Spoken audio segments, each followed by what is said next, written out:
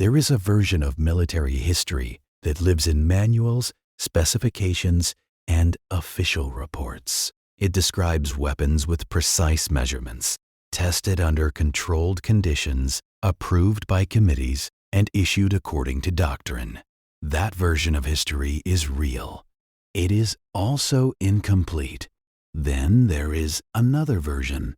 It exists in recollections from those who carried those weapons into environments no committee had directly evaluated, into terrain that reshaped assumptions and forced adjustments, and who discovered, through practical experience rather than controlled testing, that what functioned predictably in a proving ground did not always function the same way on a ridge in the Solomon Islands. These two versions of the same war rarely aligned perfectly, and the tension between them produced some of the most consequential, least documented institutional lessons of the Pacific Campaign.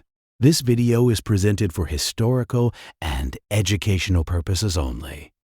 This is a story about that tension, about what happens when the distance between what a weapon is designed to do and what its operator requires it to do becomes an operational problem that cannot wait for formal revision cycles, and about what the military record chose to preserve and what it quietly absorbed without formal acknowledgement. When the United States entered the Second World War in December 1941, its infantry equipment represented a significant achievement in small arms development. The M1 Garand rifle was widely regarded as an advanced and effective standard-issue rifle. The M1 Carbine, introduced as a lighter alternative for support troops, offered mobility and ease of handling that conventional rifles could not match.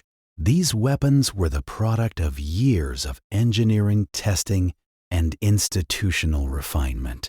They had been evaluated under controlled conditions, adjusted based on feedback from ordnance specialists, and approved through layered procurement systems. They were, in the vocabulary of military acquisition, mature systems. What they were not and could not be was perfectly optimized for every environment in which they would eventually be used. The Pacific Theater presented conditions that had not been fully replicated during development. The island campaigns, Guadalcanal, Bougainville, New Georgia, Peleliu, unfolded across terrain of extraordinary density and variation. Vegetation reduced visibility to limited distances. Ridge lines altered angles of observation. Humidity affected propellant consistency. Heat changed how metal components expanded and contracted across the course of a single day. None of this represented a failure of engineering. The weapons had been designed for a broad operational envelope, but the result was a recurring gap between what the manual described and what personnel encountered in specific terrain. And in sustained operations, that gap shaped outcomes measured in operational effectiveness rather than specification tables. The M1 Carbine's experience in the Pacific is particularly instructive. It had been designed in 1940 as a response to a defined requirement. Rear echelon personnel, drivers, radio operators, support staff needed a weapon lighter than the Garand, but more capable than a sidearm. But Carbine fulfilled that requirement efficiently. It weighed approximately 5.5 pounds, held 15 rounds, and could be operated with minimal additional training. For its intended role, it was a practical solution. The difficulty emerged when operational demands evolved. As Pacific campaigns intensified and units were positioned across dispersed island terrain, the Carbine increasingly appeared in roles that extended beyond its original design parameters. Its cartridge was optimized for short to medium distances. Beyond roughly 200 yards, its ballistic trajectory required greater compensation, and environmental variables such as wind and elevation became more significant factors. In open terrain, those limitations could be managed within doctrine. On Bougainville, on ridges above Empress Augusta Bay, within dense vegetation and irregular sightlines, the limitations were more pronounced. Defensive positions were often established at distances that complicated the effective use of lighter weapons. A position situated 400 yards from an American perimeter was, in practical terms, beyond the most reliable range of many carbines in circulation. Ordnance specialists understood the carbine's range characteristics. They had documented them precisely. The weapon had been categorized correctly and issued according to doctrine. The problem was not misrepresentation. The problem was that operational realities occasionally required capabilities outside original assumptions. This type of gap between specification and necessity is not unique to any single conflict. Military history contains many examples of equipment encountering circumstances that extend beyond design forecasts. What made the Pacific Campaign distinctive was the scale at which informal adaptation emerged at the individual level. Field modification of issued weapons, altering components outside official ordnance channels, was a violation of regulation. The reasoning behind that prohibition was straightforward. Standardization enabled predictable logistics. Identical weapons simplified spare parts distribution, armorer training, and ammunition allocation. Informal modification introduced variability into a system designed for interchangeability. A non-standard weapon complicated maintenance and forecasting. It introduced uncertainty into supply planning. These were not abstract concerns. Pacific logistics were extraordinarily complex. Supply chains stretched across thousands of miles of ocean. Replacement parts competed for cargo space with food, medical supplies, construction materials, and fuel. Any practice that disrupted predictability carried institutional consequences. And yet, modifications occurred. They occurred not as acts of defiance, but as decentralized attempts to align equipment with immediate environmental demands. The individuals making adjustments were not engaged in procurement debates. They were attempting to reconcile equipment with terrain. The institutional priority was standardization. The local priority was performance in a specific context. Both priorities were rational. They simply operated on different timelines. The nature of the modifications varied according to the perceived problem. Some were minor mechanical adjustments. An operator with mechanical experience might adjust trigger components to alter resistance, refining responsiveness under certain conditions. The modification departed from regulation. It also reflected a practical assessment of handling characteristics in dense terrain. Others were more structural. Barrel length became a subject of informal experimentation. The relationship between barrel length and ballistic behavior is complex, and individuals familiar with firearms often understood that standard configurations represent compromises between portability, velocity, and control.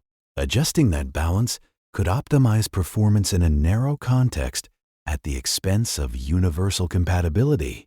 Stock configuration was another focus. Standard dimensions were based on averaged body measurements. In controlled settings, that compromise was acceptable. In irregular terrain requiring rapid repositioning and awkward firing angles, subtle ergonomic differences became more noticeable. Personnel with woodworking experience sometimes reshaped stocks to achieve improved fit. The tools were improvised. The intent was functional rather than aesthetic. The resulting weapon no longer matched any specification sheet. But for the individual who had adjusted it, The equipment felt more aligned with the conditions in which it was being used.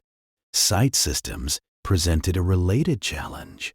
Standard sight configurations were designed for expected engagement distances defined during pre-war planning.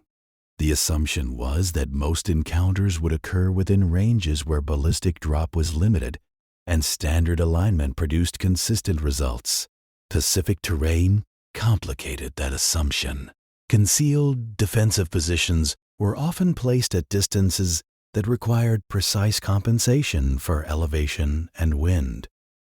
Achieving consistent alignment under those conditions demanded careful calculation. Small modifications to sight components could reduce the need for constant mental adjustment. Such changes required knowledge. They also required time to reestablish zero and confirm reliability, and they carried risk, not tactical risk, but administrative. Discovery during inspection could result in confiscation and replacement with a standard issue model. The documentary record captures these modifications imperfectly. Interviews conducted decades later suggest that they were not isolated incidents. They appeared across units and across islands. They were rarely coordinated and almost never formally recorded. The absence of documentation is instructive. Individuals had little incentive to report modifications. Reporting invited institutional response. Confiscation would return them to the original configuration. Silence preserved autonomy. Commanders faced parallel incentives. Documenting widespread deviation from issued specifications risked scrutiny from higher command. It implicitly raised questions about procurement adequacy. The simplest administrative path was omission. As a result, operational effectiveness might be noted in reports without detailing the equipment adjustments that contributed to it. Improvements were recorded. Methods were not. There were occasional exceptions. Ordnance personnel sometimes encountered modified weapons during inspections. Professional curiosity occasionally led to quiet measurement and informal note-taking. Observations circulated through unofficial conversations rather than formal memoranda. These informal pathways lacked the efficiency of structured feedback systems, but they were not entirely without influence. Certain recurring patterns in field modifications later appeared, indirectly, in post-war design refinements and doctrinal adjustments. The designated marksman concept offers an example.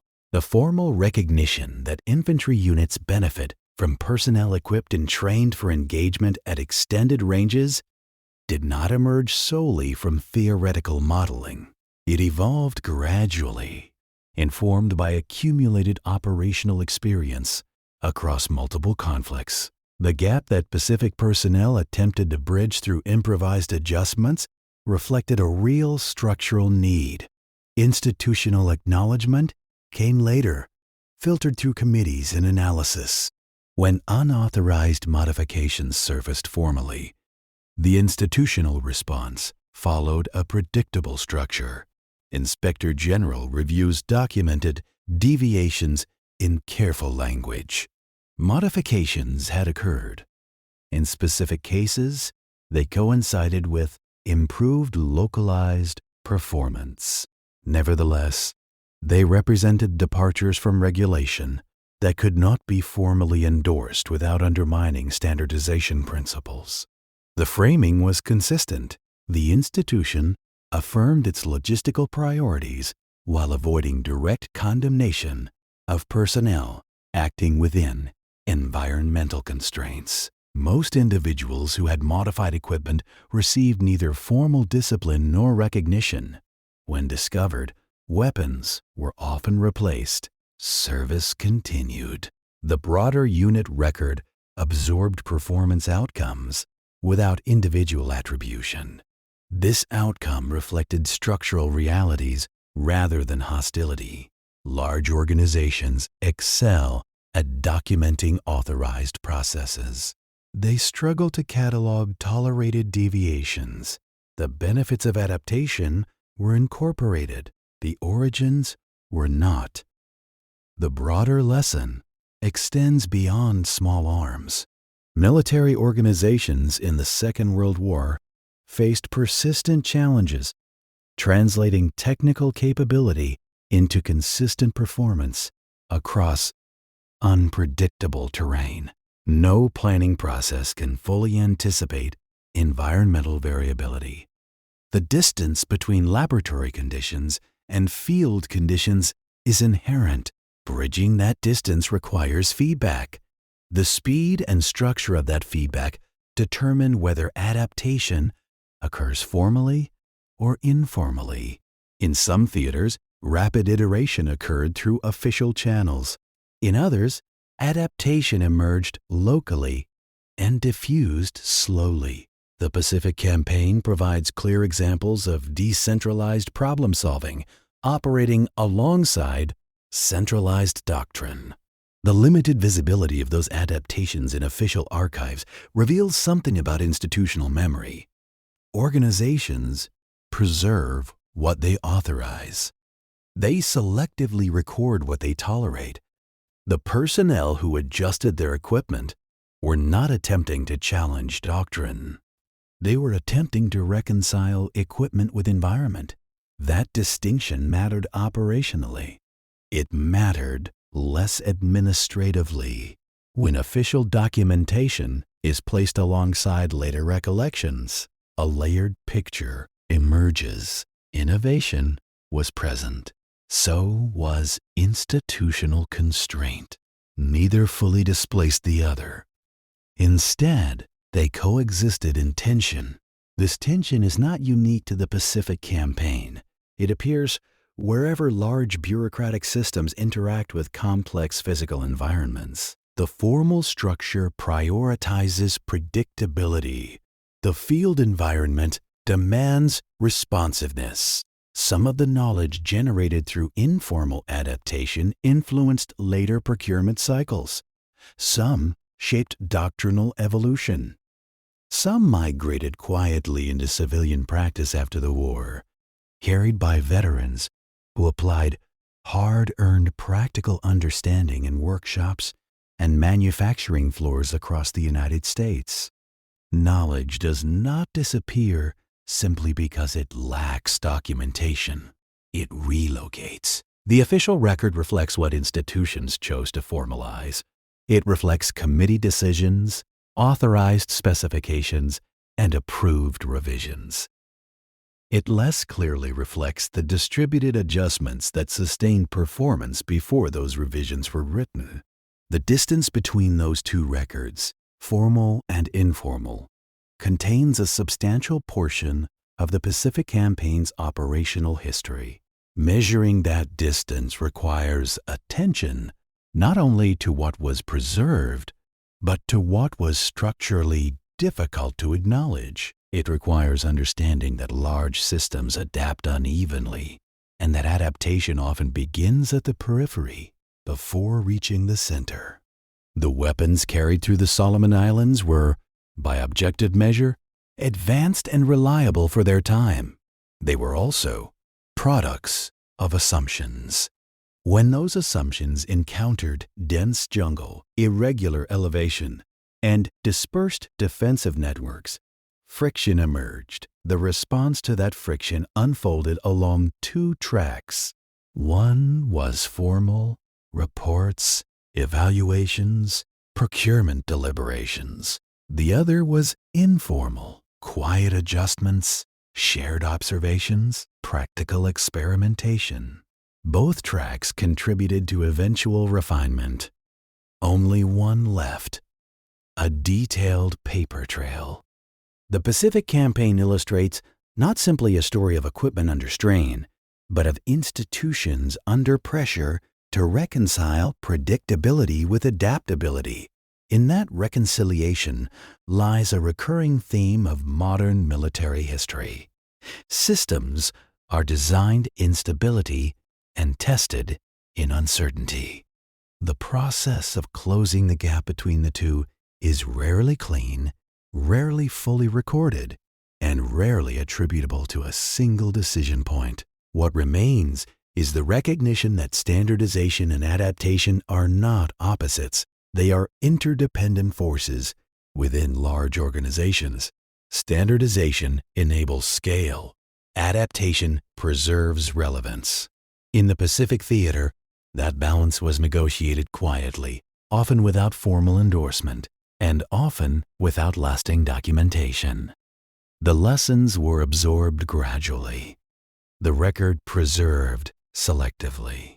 And in that selective preservation, we can observe not only how weapons functioned, but how institutions learned, slowly, unevenly, and sometimes indirectly, from the environments they had not entirely anticipated.